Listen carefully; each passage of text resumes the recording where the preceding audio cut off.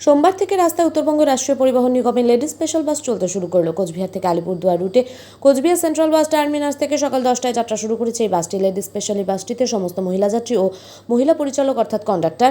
এই বিষয়ে উত্তরবঙ্গ রাষ্ট্রীয় পরিবহন নিগমের চেয়ারম্যান পার্থপ্রতিম রায় জানান, রাজ্যের মুখ্যমন্ত্রী মমতা বন্দ্যোপাধ্যায়ের অনুপ্রেরণায় এই নতুন সংযোজন।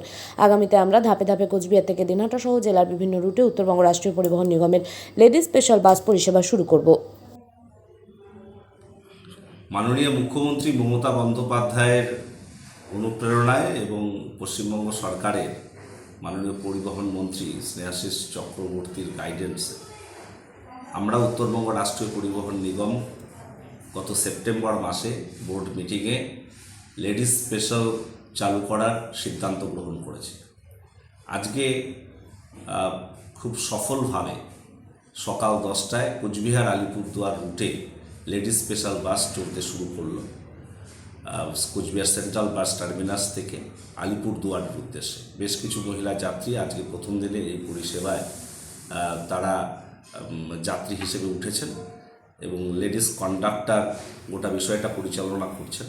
তো স্বাভাবিকভাবে আমরা অত্যন্ত খুশি যে আমরা এই লেডিস স্পেশাল বাস পরিষেবা চালু করতে পারলাম এবং আগামী দিনে আমরা ধাপে ধাপে কোচবিহার দিনহাটা রুট এবং আলিপুরদুয়ার জলপাইগুড়ি শিলিগুড়ি রুটে আমরা এই পরিষেবা চালু করব।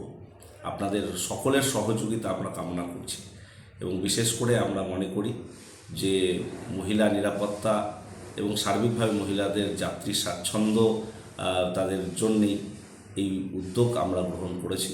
আগামী দিনে আপনাদের সকলের সহযোগিতায় এই উদ্যোগ আরও বেশি সাফল্যমণ্ডিত হোক এই প্রত্যাশা আমরা করছি এবং ধীরে ধীরে এই লেডিস স্পেশাল পরিষেবা যদি সফল হয় ভীষণভাবে, তো আগামী দিনে আমরা আরও বেশ কিছু নতুন রুটে এই ভাবনা করব। ভবিষ্যতে কখনো সুযোগ হলে আরও লেডিস কন্ডাক্টর নেওয়ার উদ্যোগ আমরা নিশ্চিতভাবে গ্রহণ করব।